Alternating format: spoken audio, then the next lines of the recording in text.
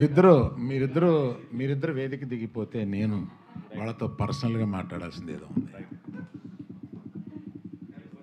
మీకు సంబంధం లేని విషయం.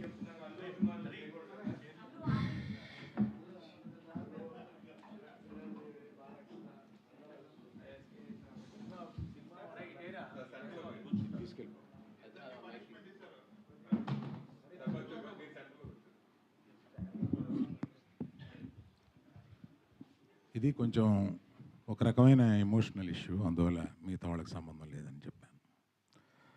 ఈ మధ్యకాలంలో నన్ను ఒక సీనియర్ జర్నలిస్టు ఒక క్వశ్చన్ వేశారు.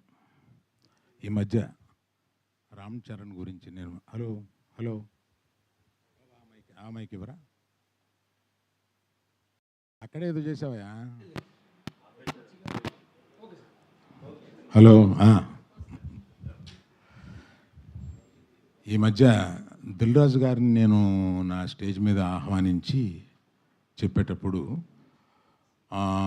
నేను రామ్ చరణ్ని తగ్గించాను అన్న ఒక అభియోగంతో నన్ను చాలా ట్రోల్ చేశారు, మీ అందరికీ తెలుసు. దాని మీద సీనియర్ విలేకరి గారు నన్ను ప్రశ్నిస్తే మిగతా అందరూ ఆ సందర్భం కరెక్ట్ కాదని నేను మళ్ళీ చెప్తానండి, ఇప్పుడు వద్దు, ఇప్పుడు నేను కామెంట్ చేయలేను అన్నాను.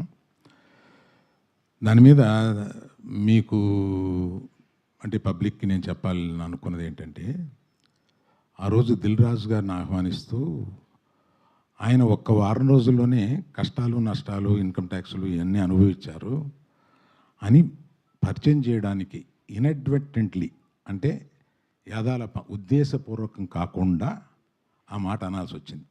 దానికి మెగా అభిమానులు చాలా ఫీల్ అయ్యి దాన్ని ట్రోల్ చేసి నన్ను ట్రోల్ చేసి చేశారు.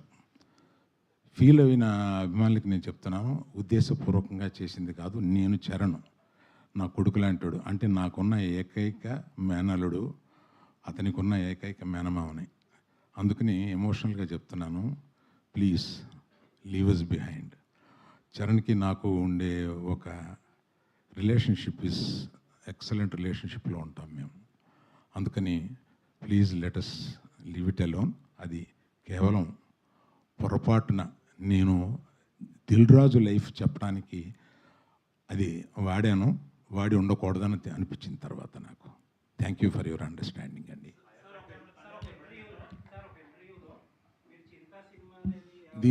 దీంతో ఆపేద్దాం సార్. దీన్ని ఎక్స్టెండ్ చేస్తే నేను ఒక్క నిమిషం సార్, ఒక్క నిమిషం. నేను ఎమోషనల్ ఇష్యూ అని చెప్పాను. నేను చెప్పిన దానికి విలువ లేకుండా పోద్ది. దీన్ని ఫర్దర్గా తీసుకెళ్తే అందులో ఇంకో హెడ్డింగ్ వస్తుంది.